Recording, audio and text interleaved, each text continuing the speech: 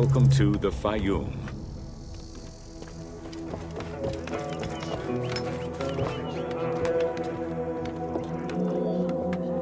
The Fayum Oasis is an enormous basin in the western desert that formed from the Nile's overflow.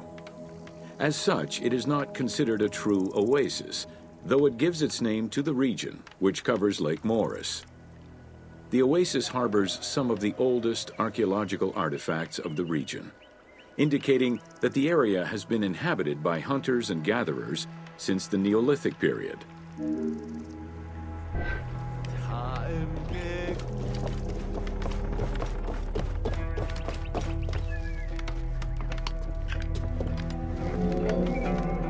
The Fayum Oasis drains into Lake Moeris, which was a large freshwater lake, but at some time became a saltwater lake.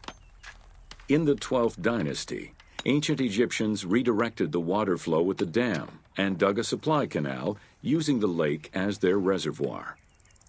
Irrigation enabled them to continue growing crops of figs, grapes, and olives year-round.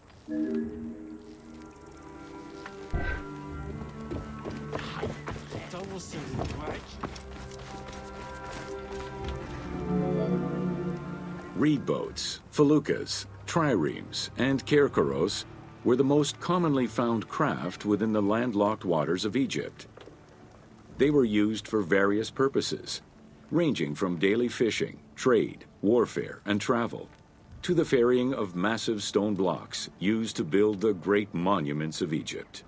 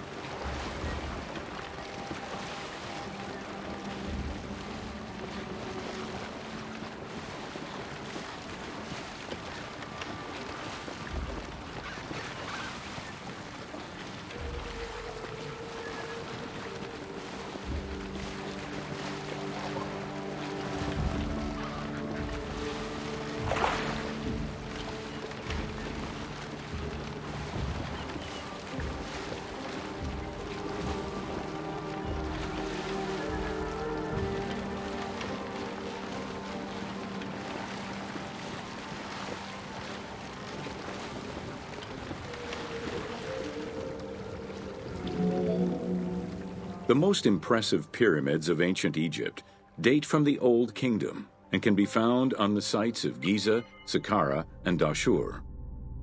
However, one particularly famous pyramid of the time is located elsewhere. During the Middle Kingdom, some pharaohs chose the Fayum as their final resting place. One such ruler was Amenemhat III. His pyramid left a mark on the imagination of antique chroniclers. They refer to it as the Labyrinth, mostly due to the vast mortuary temple complex at the foot of the pyramid.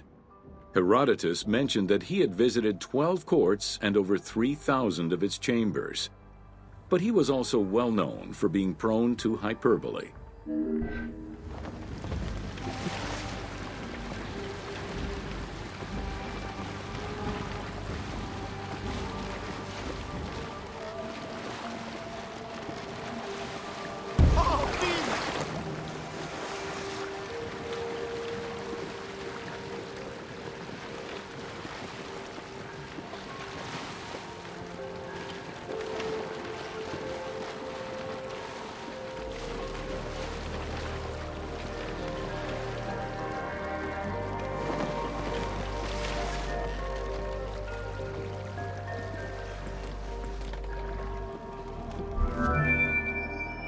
Amenemhat's pyramid was built with a brick core and covered with stone slabs, designed to be impenetrable. The burial chamber, made out of a single block of sandstone, is unique in its design. Richard Lepsius and Flinders Petrie both explored the pyramid site measuring 385 meters by 158 meters, and identified it as the location of the labyrinth. Their research conditions were difficult, as most of the site had been submerged by the nearby canal. Furthermore, the stones from the complex and the outer casing of the pyramid had been quarried away long ago. Ubisoft decided to give life back to this lost monument and the many crypts that were said to be devoted to the sacred crocodile god, Sobek.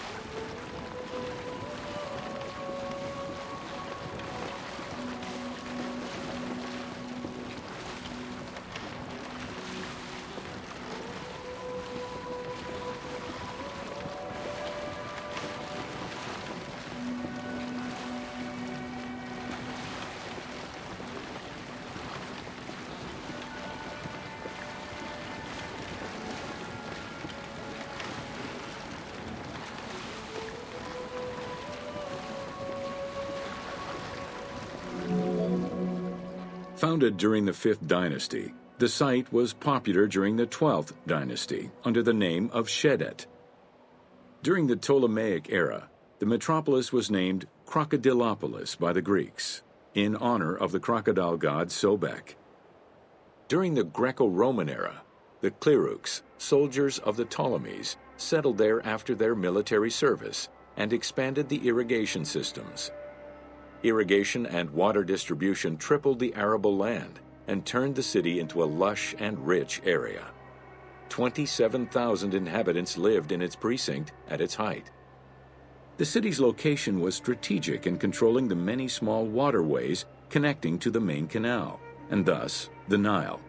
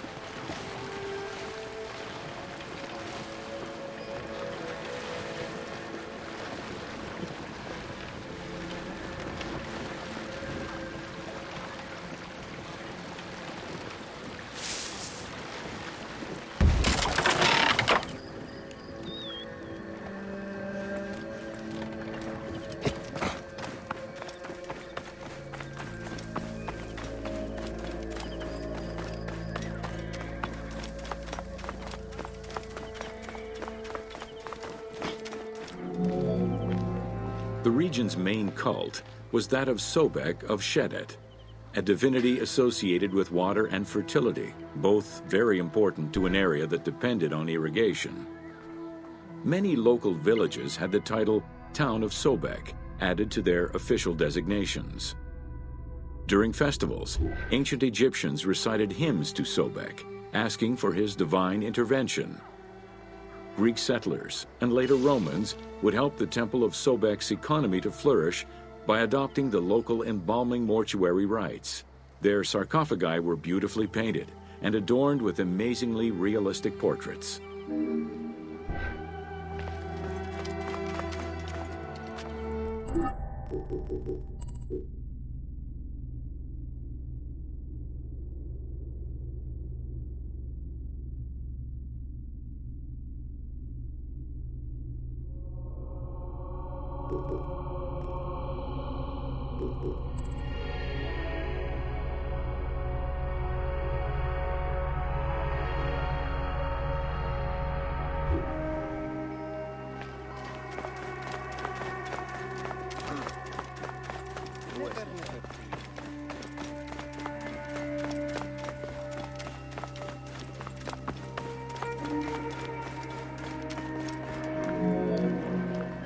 Very similar to the cult of the Apis bull in Memphis, a living crocodile was worshipped within the precinct of Crocodilopolis's main temple.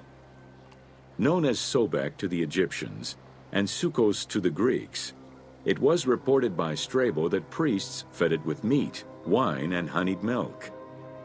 They covered its body with jewels and gold. After its death, it was embalmed and placed within the crocodile's grotto, alongside thousands of other mummified crocodiles.